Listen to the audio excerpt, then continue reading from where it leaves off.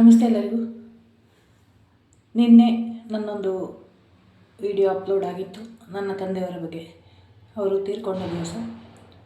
ನಿನ್ನೆನೇ supreme ಕೋರ್ಟಿನ ಒಂದು ವಿಚಾರ ಕೂಡ ಸೌಜನ್ಯ ಪ್ರಕರಣದಲ್ಲಿ ಇತ್ತು. ಮಧ್ಯಾಹ್ನ ಆಗುವಾಗ ನನಗೆ ಅದರ ಬಗ್ಗೆ ಅಪ್ಡೇಟ್ ತಿಳಿಯಿತು, ಇವತ್ತಿಗೆ ಮುಂದೂಡಲಾಗಿದೆ ಅಂತ. ಇವತ್ತು ಕೂಡ ಮಧ್ಯಾಹ್ನ ನಂತರ ಇದೆ ಅದರ ಅಪ್ಡೇಟು.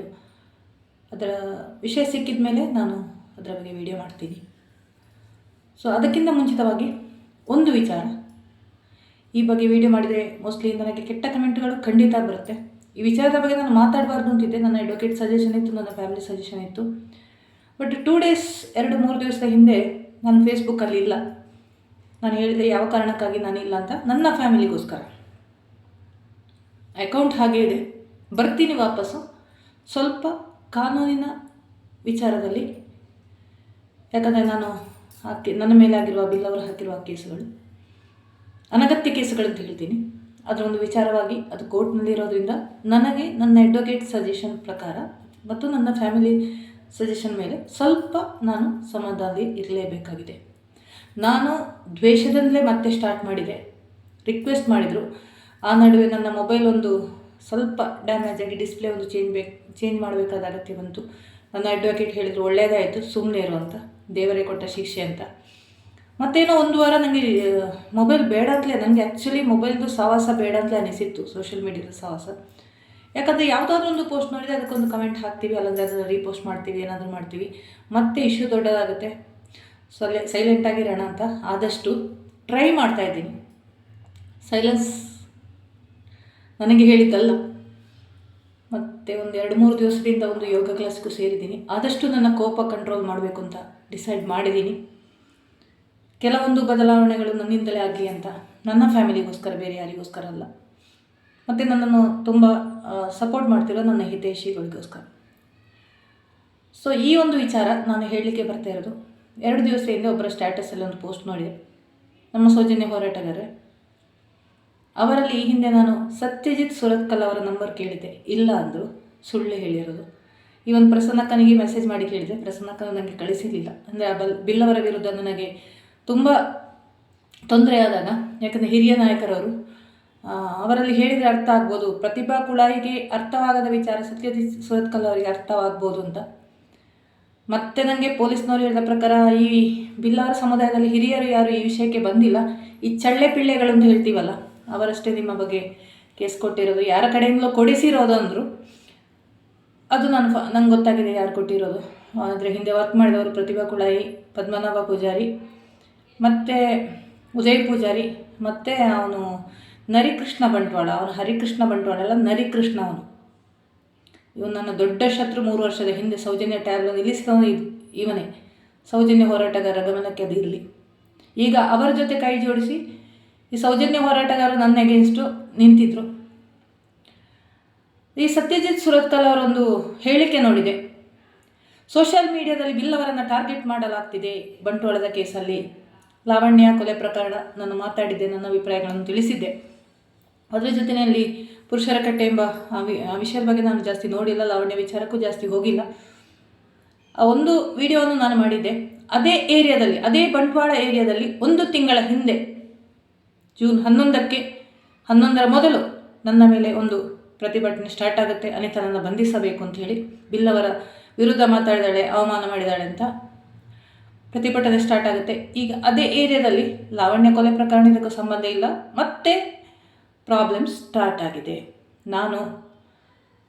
ನೀವು ಯಾವ ಕಡೆ ನನ್ನನ್ನು ಕಳಿಸಿದ್ದೀರೋ ಅಲ್ಲಿ ಚಾಲೆಂಜ್ ಮಾಡಿ ನಾನು ಹೋಗಿ ವಾಪಸ್ ಬಂದು ಸೀದಾ ಹೋಗಿದ್ದು ನಾನು ಗುರುಪುರದ ಸತ್ಯದೇವತೆಗೆ ಹೋಗಿ.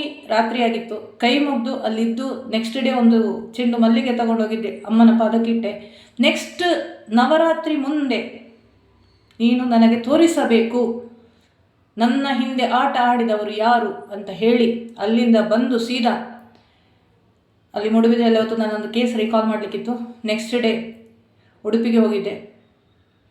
ಉಡುಪಿಯಲ್ಲೂ ಕೈ ಮುಗ್ದೆ ಕೃಷ್ಣನಿಗೆ, ಅವನ ಜನ್ಮಸ್ಥಾನಕ್ಕೆ ಹೋಗಿ ಬಂದಿದ್ದಕ್ಕೊಂದು ಟ್ಯಾಂಕ್ಸ್ ಹೇಳೋದಕ್ಕೋಸ್ಕರ.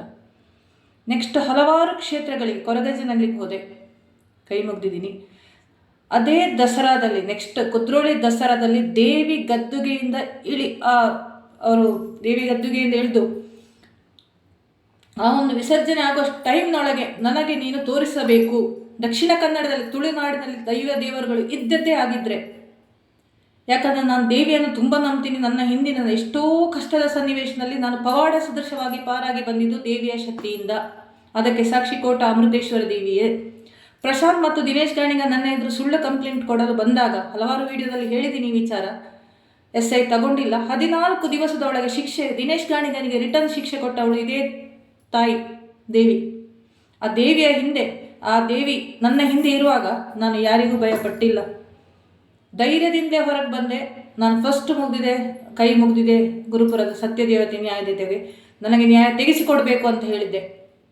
ಕುದ್ರೋಳಿ ಕ್ಷೇತ್ರಕ್ಕೆ ಹೋಗಿ ತೆಂಗಿನಕಾಯಿ ಕ್ಷೇತ್ರದೊಳಗೆ ನಾನು ಹೋಗಲ್ಲ. 3 ವರ್ಷದಿಂದ ಸೌಜನ್ಯ ಪ್ರಕರಣಕ್ಕೆ, ಸೌಜನ್ಯ ಟೇಬ್ಲಗೆ ಅವಮಾನ ಆದ್ದರಿಂದ ಅಲ್ಲಿ ದ್ವಾರದಲ್ಲಿ ಹೋಗಿ ಕಾಯಿ ಹೊಡೆದು ಬರಬೇಕು ಅಂತಿದ್ದೆ. ಬೇಡ ಅಂತ ಹೇಳಿ ನನ್ನ ಮನೆಯಿಂದ ಅಲ್ಲಿಂದ ಕಳಿಸಿದ್ರು. ಆದಷ್ಟು ಬೇಗ ನೀನು ಮಂಗಳೂರಿಂದ ಹೋಗು, ಮತ್ತೆ ವಿವಾದ ಆಗೋದು ಬೇಡ ಅಂತ. 2-3 ದಿವಸ ಇದ್ದೆ ನಾನು.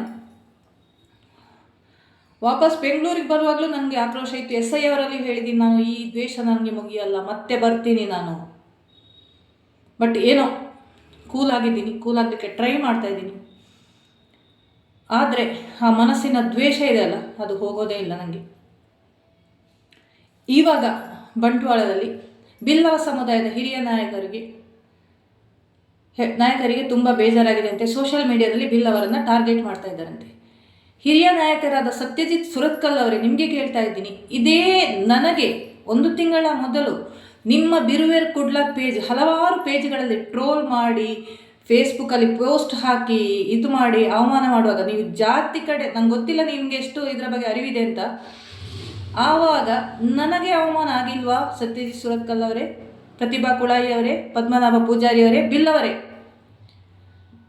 ನಿಮ್ಮ ಕೆಟ್ಟ ಕಮೆಂಟ್ಗಳು, ಕೆಟ್ಟ ಪೋಸ್ಟ್ಗಳು, ನಿಮ್ಮ ಅಸಭ್ಯ ಕಾಲ್ಗಳು, ಇದೇ ನನ್ನಲ್ಲಿ FIR ಮಾಡಿಸಿದ್ದೀನಿ. ಕೌಂಟರ್ FIR ನಾನು ಮಾಡಿಸಿದ್ದೀನಿ. ಅವರೇನು ಬರ್ತದೆ ನೋಟಿಸು ನಿಮಗೂ ಕೂಡ. 1 ಅಲ್ಲ 2 ಅಲ್ಲ, ಎಷ್ಟು FIR ಮಾಡಿಸಿದ್ದೀನಿ ಅಂತ ಈಗ ನಾನು ಡಿಸ್ಕ್ಲೋಸ್ ಮಾಡಲ್ಲ. ಅದರ ಪೋಸ್ಟ್ ತೆಗೆದು ನಾನು ಫೇಸ್ಬುಕ್ಕಲ್ಲಿ ಪೋಸ್ಟ್ ಮಾಡಲ್ಲ, ಯೂಟ್ಯೂಬಲ್ಲೂ ಹೇಳಲ್ಲ. ನೋಟಿಸ್ ಬರುವಾಗ ಕೋರ್ಟಿಗೆ ಅಪಿಯರ್ ಆಗಿ ಅಷ್ಟೇ.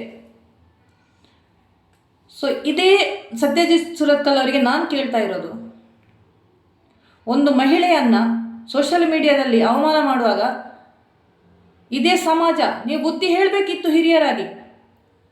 ಅಲ್ಲಿ ಪ್ರತಿಭಾ ಕುಳಾಯಿ ಕೂಡ ನನಗೆ ಉಲ್ಟಾ ನಿಂತಳು. ಅವಳಿಗೂ ಬುದ್ಧಿ ಬಂದಿಲ್ಲ. ತನ್ನ ಸಮಾಜದವರು ಏನೊಂದು ಮಹಿಳೆಯನ್ನು ಇದು ಮಾಡ್ತಾಳೆ ಅಂತ ಪರಿಸ್ಥಿತಿಯನ್ನು ಕೂಲ್ ಮಾಡಿಕೆ ನೋಡಿಲ್ಲ ಅವಳು. ಪ್ರೆಸ್ ಕ್ಲಾರಿಫಿಕೇಶನ್ ಕೊಡು. ಯಾಕೆ ನಾನೇನು ರಾಜಕಾರಣಿ ಅವಳ ಥರ ಮೇಕಪ್ ಮಾಡ್ಕೊಂಡಲ್ಲಿ ಸೆಳೆ ಮಾಡಿಕೊಂಡು ಪ್ರಚಾರ ತಗೊಳ್ಳಿಕ್ಕೆ? ನೋ. ಸತ್ಯವನ್ನು ಹೇಳಿ ಅರ್ಥ ಆಗಿಲ್ಲ ಕೆಲವು ವ್ಯಕ್ತಿಗಳಿಗೆ. ಹಠ ಹಿಡಿದು ಬಂಧಿಸಬೇಕು FIR ಮಾಡಿಸಿ, ಆಯಿತು ನಿಮ್ಮ ಆತ್ಮಗಳಿಗೆ ಶಾಂತಿ ಸಿಕ್ಕಿತು. ಕಾನೂನಾತ್ಮಕವಾಗಿ ಏನು ಹೋರಾಟ ಮಾಡ್ತೀನಿ ನಾನು ಮಾಡ್ತೀನಿ. ಅದೇ ಸತ್ಯಜಿತ್ ಸುರತ್ಕಲ್ಗೆ ಇಂದು ಇಂತಹ ಹೇಳಿ ಕೊಡುವ ಪರಿಸ್ಥಿತಿ ಬಂತು. ಬಿಲ್ಲವರಿಗೆ ಈಗ ಸೋಷಿಯಲ್ ಮೀಡಿಯಾದಲ್ಲಿ ಅವಮಾನ ಆಗ್ತಿದೆ. ಇನ್ನೊಂದು ಯೂಟ್ಯೂಬ್ ವಿಡಿಯೋ ನೋಡಿದೆ, ಬಶೀರ್ ಅಡ್ಡಿ ನಡ್ಕ, ನಾನು ತುಂಬ ಇಷ್ಟಪಡೋ ಯೂಟ್ಯೂಬರು. BJP ವಿಭಜನೆ ಆಗ್ತಾ ಇದೆ, ಬಿಲ್ಲವರು ಪೂಜಾರಿ ಸಮುದಾಯದವರು BJPಯಿಂದ ದೂರ ಸರಿತಾ ಇದ್ದಾರೆ. ನನಗೆ ರಾಜಕೀಯ ವಿಚಾರ ಬೇಡ. ಏನೇ ಇರಲಿ, ನಾನು ಹೋದ ದಿವಸ ಹೇಳಬಾರ್ದು. ನಾನು ಒಂದು ಅವಘಡ ಆಗಿದೆ ಬ್ರಹ್ಮಾವರ ಕುಂದಾಪುರ ಸಮೀಪ, ಅದೇ ಏರಿಯಾದಲ್ಲಿ ಒಂದು ಚಿಕ್ಕ ಮಗುವಿನ ದಾರುಣ ಅಂತ್ಯ ಆಗಿದೆ. ಆಗಬಾರ್ದಿತ್ತು. ಅದೇ ಸಮುದಾಯದು. ಅಲ್ಲಿಂದ ಬಂದು ಉಡುಪಿ ಕೃಷ್ಣ ಮಠದಲ್ಲಿ ಇರುವಾಗ ಒಂದು ಪೇಪರ್ ತಗೊಂಡು ಓದ್ತಾ ಇರುವಾಗ ಕಾರ್ಕಳದ ಒಬ್ಬ ವ್ಯಕ್ತಿ ತನ್ನ ಹೆಂಡತಿಯನ್ನು ಕೊಲೆ ಮಾಡಿ ತಾನು ಸೂಸೈಡ್ ಮಾಡಿದ. 1-2 ವರ್ಷದ ಮಗು ಅನಾಥ ಆಯಿತು. ತುಂಬ ಘಟನೆಗಳು, ನನಗೆ ದುರ್ಘಟನೆಗಳೇ ಕೇಳಿ ಬರ್ತಾ ಇದೆ ಈ ಸಮುದಾಯದವ್ರದ್ದು. ಸೊ ನನ್ನ ಹಿಂದಿರೋ ಶಕ್ತಿ, ನನ್ನನ್ನು ರಕ್ಷಿಸಿರೋ ಶಕ್ತಿ ಆಟ ಆಡ್ತಾ ಇದೆ. ಇನ್ನೂ ಇದೆ ನವರಾತ್ರಿಗೆ ಟೈಮು. ನೋಡ್ತಾ ಇರಿ ಮಂಗಳೂರಲ್ಲಿ ಏನೇನಾಗುತ್ತೆ, ಬಂಟ್ವಾಳದಲ್ಲಿ ಏನಾಗುತ್ತೆ, ಮೂಡುಬಿದ್ರೆಯಲ್ಲಿ ಏನಾಗುತ್ತೆ, ಉಡುಪಿಯಲ್ಲಿ ಏನಾಗುತ್ತೆ ಅಂತ. ಶಾಪ ಅಲ್ಲ, ಕಲಿಯುಗದಲ್ಲಿ ಶಾಪ ತಟ್ಟಲ್ಲ. ಬಟ್ ಕರ್ಮ ರಿಟರ್ನ್ಸ್. ಒಂದು ಮಹಿಳೆಗೆ ಸಾರ್ವತ್ರಿಕವಾಗಿ ಸೋಷಿಯಲ್ ಮೀಡಿಯಾದಲ್ಲಿ ನೀವು ಮಾಡಿದ ಅನುಭವಕ್ಕೆ ನೀವು ಮಾಡಿದ ಕರ್ಮಕ್ಕೆ ನೀವು ಅನುಭವಿಸಲೇಬೇಕು. ಇದು ನನಗೆ ಕೂಡ ಅಪ್ಲಿಕೇಬಲ್. ಯಾಕಂದರೆ ನನ್ನ ಅಕ್ಕ ನನ್ನಲ್ಲಿ ಎಷ್ಟೋ ಸಮಯ ಕೇಳಿದೆ, ನೀನು ಅವರಿವರು ಬಂದನಾಗ ಖುಷಿಪಟ್ಟಿದೆಯಲ್ಲ. ಸಂಚಾರಿ ಸ್ಟುಡಿಯೋ ಹೇಳುವಾಗ ನಾನು ವಿಡಿಯೋ ಮಾಡಿದ್ದೆ. ಆದರೆ ಸಂಚಾರಿ ಸ್ಟುಡಿಯೋ ಅರೆಸ್ಟ್ ಆಗಿದ್ದು ಧರ್ಮಸ್ಥಳ ಸಂಘದವರಿಗೆ 3 ಲಕ್ಷ ರೂಪಾಯಿ ಮೋಸ ಮಾಡಿದ್ದು. ನಾನು ದುಡ್ಡು ಮೋಸ ಮಾಡಿ ಹೋಗಿಲ್ಲ, ನಾನು ಪ್ರಿಪೇರ್ಡ್ ಆಗಿ ಗೊತ್ತಿದ್ದು ಬೇಕು ಅಂತಲೇ ಹೋಗಿರೋದು. ಮಹೇಶ್ ಶೆಟ್ಟಿ ಅವರು ಅರೆಸ್ಟ್ ಆದ್ರಲ್ಲ, ಖುಷಿ ಪಡಲಿಲ್ಲ ನಾನು, ದುಃಖ ಪಟ್ಟಿದ್ದೆ. ಆಗ ಮಹೇಶ್ ಶೆಟ್ಟಿ ಟೀಮಲ್ಲಿದೆ, ಅದು ಸಹ ಟಾರ್ಗೆಟೆಡ್ ಆಗಿ ಅರೆಸ್ಟ್ ಆಗಿರೋದು. ಸೊ ಪ್ರತಿಯೊಬ್ಬರು ಸೌಜನ್ಯ ಹೋರಾಟಗಾರರು ಟಾರ್ಗೆಟೆಡ್ ಆಗ್ತಿದ್ದಾರೆ. ನಾನು ವಿಠಲ್ ಗೌಡ್ರ ಥರ, ಮಹೇಶ್ ಶೆಟ್ಟಿ ತಿಮ್ಮರೋಡ ಥರ ಹೇಡಿ ಥರ ಓಡಿ ಹೋಗಿಲ್ಲ, ಮೊಬೈಲ್ ಸ್ವಿಚ್ ಆಫ್ ಮಾಡಿಲ್ಲ. ಆ್ಯಕ್ಚುಲಿ ನನ್ನ ಮನೆಗೆ ಪೊಲೀಸರು ನೋಟಿಸ್ ಕೊಡೋಕೆ ಅಂತ ಬಂದಾಗಲೂ ನನ್ನ ಮನೆಯಲ್ಲಿರೋ ಹುಡುಗಿ, ನಾನು ಅವಳಿಗೆ ಹೇಳಿದ್ದೆ ನಾಳೆ ನಾನು ಪೊಲೀಸ್ ಸ್ಟೇಷನ್ಗೆ ಹೋಗ್ತೀನಿ, ಊರಿಗೆ ಹೋಗ್ಲಿಕ್ಕಿದೆ ಅಂತ. ಅವಳು ಇಲ್ಲ ಅಂತ ಹೇಳೋಗ್ಲಿ, ಇಲ್ಲ ನಾನು ಇದ್ದೀನಿ ಅಂತೇಳಿ ಧೈರ್ಯವಾಗಿ ಪೊಲೀಸರ ಜೊತೆ ಹೋಗಿ ತನಿಖೆಯನ್ನು ಎದುರಿಸಿ, ಏನೇನೋ ಅದು ಕಾನೂನು ಪ್ರಕ್ರಿಯೆ ಇದೆ, ಅದಕ್ಕೆಲ್ಲ ಸಹಕರಿಸಿದ್ದೀನಿ ನಾನು. ಹೇಡಿ ಥರ ಮೊಬೈಲ್ ಸ್ವಿಚ್ ಆಫ್ ಮಾಡಿ ಓಡಿ ಹೋಗಿಲ್ಲ FIR ಆಗುವಾಗ. ಅದು ಅನಿತಾ ಕಾಸರಗೋಡಿನ ಅಲ್ಲ, ಯಾಕಂದರೆ ನನ್ನನ್ನು ನನ್ನಪ್ಪ ಬೆಳೆಸಿದ್ದು ತುಂಬ ಧೈರ್ಯದಿಂದ. ನಿನ್ನ ವಿಡಿಯೋದಲ್ಲಿ ನನ್ನ ಅಪ್ಪನ ಬಗ್ಗೆ ಬಹಳಷ್ಟು ಮಾತಾಡಿದ್ದೀನಿ. ಸೊ ವಿಷಯಕ್ಕೆ ಬರೋಣ. ಇನ್ನೂ ಇದೆ, ತುಂಬ ಆಟಗಳು ಆಡ್ತಾ ಇದ್ದಾರೆ, ಅಲ್ಲಾಗಲಿಕ್ಕಿದೆ. ಆಟ ಆಡಿಸೋನ ಮೇಲೆ ಭಗವಂತ ಉಪ್ಪರ್ವಾಲ. ನೋಡ್ತಾ ಇರಿ, ನಾನು ತುಳುನಾಡಿನ ಧರ್ಮ ದೇವತೆಗಳನ್ನು ನಂಬಿದ್ದೀನಿ ತುಂಬ. ಇದೇ ಬಿಲ್ಲವ ಸಮುದಾಯದ ಕೋಟಿ ಚೆನ್ನಯ್ಯರನ್ನು ನಂಬ್ತೀನಿ ನಾನು. ಸತ್ಯದ ನಾಡು ತುಳುನಾಡು. ನಾನು ನಂಬೋ ಕೊರಗಜ್ಜ, ನಾನು ನಂಬೋ ದೇವಿ, ನನ್ನನ್ನು ಕಾಯುವ ಶಕ್ತಿ, ನಾನು ನಂಬೋ ಸತ್ಯದೇವತೆ, ನ್ಯಾಯದೇವತೆ ನನಗೆ ನ್ಯಾಯ ತೆಗೆಸಿಕೊಡ್ತಾರೆ ಅಂತ ಖಂಡಿತ ಆತ್ಮವಿಶ್ವಾಸ ಇದೆ ನನಗೆ. ಸೊ ಈ ದಸರಾದಲ್ಲಿ ಶಾರದಾ ವಿಸರ್ಜನೆ ಆಗುವ ಮೊದಲು ಇದೇ ಸಮುದಾಯದ ವ್ಯಕ್ತಿಗಳಿಗೆ ಏನೆಲ್ಲ ಅವಘಡ ಆಗುತ್ತೆ ಅಂತ ನೋಡ್ತಾ ಇದ್ದೆ. ಕ್ಷಮೆ ಕೇಳಬೇಕಂತೆ ನಾನು, ಕ್ಷಮೆ ಕೇಳಬೇಕು. ಕ್ಷಮೆ ಕೇಳಲ್ಲ ನಾನು, ತಪ್ಪು ಮಾಡಿಲ್ಲ ನಾನು. ನನ್ನನ್ನು ಉದ್ದೇಶಪೂರ್ವಕವಾಗಿ ಒಂದು ಸಂಚು ರೂಪಿಸಿ ತಿಮರೋಡಿ ಗ್ಯಾಂಗಿನವರು ಇಂಥ ಒಂದು ಪ್ರಕರಣಕ್ಕೆ ಸಿಕ್ಕಿಸಿ ಹಾಕಿದ್ದು. ಎಣ್ಣೆ ಬಾಂಡ್, ಶ್ರೀನಾಥ್ ಶೆಟ್ಟಿ, ವಿಜಯ ನಾರವಿ, ಹರಿಣಾಕ್ಷ ಶೆಟ್ಟಿ, ಅನೀಶ್ ಜಾರ್ಜ್ ಇದ್ದಾರೆ. ತುಂಬ ಕಿಲಾಡಿಗಳಿದ್ದಾರೆ ಇದರ ಹಿಂದೆ ಆಟ ಆಡಿದವರು. ನನ್ನ ಜೊತೆಗೆ ಇದ್ಕೊಂಡು ಹಿಂದೆ ಆಟ ಆಡಿದವರು ಇದ್ದಾರೆ. ಎಲ್ಲದಕ್ಕೂ ಕಾಲವೇ ಉತ್ತರ ಕೊಡುತ್ತೆ. ಕರ್ಮ ರಿಟರ್ನ್ಸ್. ಎಗೇನ್ ಹೇಳ್ತೀನಿ, this is applicable for me also. ನನಗೂ ಕೂಡ ಅಪ್ಲಿಕೇಬಲ್. ಧರ್ಮ ಸೌಜನ್ಯ ಹೋರಾಟದಿಂದ ಹಿಂದೆ ಸರಿದಾಗ ನನ್ನ ಶತ್ರುಗಳಾಗಿ, ಒಂದು ಟೈಮಲ್ಲಿ ನನ್ನ ತುಂಬ ಶತ್ರುಗಳಾಗಿದ್ದ, ಫೇಸ್ಬುಕ್ಕಲ್ಲಿ ಜಗಳ ಆಡ್ತಾ ಇದ್ದ ಶುಭಾರಯ್ಯ, ಸರಸ್ವತಿ ವಾಜಪೇಯಿ ಇಬ್ಬರು ಹೇಳಿದ ಒಂದೇ ಮಾತು, ಅಂಥ ಕರ್ಮ ರಿಟರ್ನ್ಸ್. ಅನುಭವಿಸ್ತೀನಿ, ನನಗೂ ಕೂಡ ಅಪ್ಲಿಕೇಬಲ್. ಸೊ ನೋಡ್ತಾ ಇರೋಣ ಮುಂದೇನೇನಾಗುತ್ತೆ ಅಂತ. ಶುಭ.